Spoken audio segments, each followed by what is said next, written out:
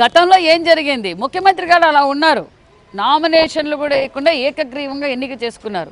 మేము అలా చేయలేదు. మా ముఖ్యమంత్రి గారు మాకు అది నేర్పలేదు. ప్రజాస్వామ్యబద్ధంగా మనం చేసిన అభివృద్ధి ప్రజల్లోకి వెళ్ళండి, చెప్పండి మనం ఏం చేసాం, ఏం చేయబోతున్నాం, ఇంకా చేయవలసిన కార్యక్రమాలు ఏమున్నాయో ప్రజల్లోకే చెప్పండి. ఖచ్చితంగా ప్రజల్లో మార్పు వచ్చింది. మరి పులివెందుల ఎమ్మెల్యే గారి 19 మెజార్టీ ఎంత, 24 మెజార్టీ అక్కడే ఉంది. మరి వాళ్ళని భయభ్రాంతులు చేస్తున్నారు. వైసీపీ పార్టీ వాళ్ళు ఇంకా వాళ్ళని భయభ్రాంతులు చేయడం, మేం ప్రచారం చేసుకుంటే వాళ్ళే వెళ్ళి రెచ్చగొట్టుకోవడం. ఇలా నిన్న రమేష్ యాదవ్ గారిది చూసాం. ఈరోజు వైసీపీ వాళ్ళు కూడా మా దగ్గరకు వచ్చి చేరుతున్నారు. చేరిన వాళ్ళకి వాళ్ళు ఫోన్లో బెదిరించడం కూడా. ఎవరు బెదిరిస్తున్నారు? మేము బెదిరిస్తున్నామా? ప్రత్యక్షంగా సాక్ష్యాలతో పాటు ఉన్నారు. పోలీసుకు మాకు ఏంటి? పోలీస్కి వైసీపీకా పోటీ? మరి అలాగే చేశారా గతంలో మీరు 5 సంవత్సరాలుగా? ప్రజాస్వామ్యబద్ధంగా ఎలక్షన్ జరుగుతోంది. మేము ప్రజల దగ్గరికి వెళ్ళి ఓటు అడుగుతున్నాం. ఎక్కడ మేము అన్యాయంగా ఎవరిని బెదిరించలేదు.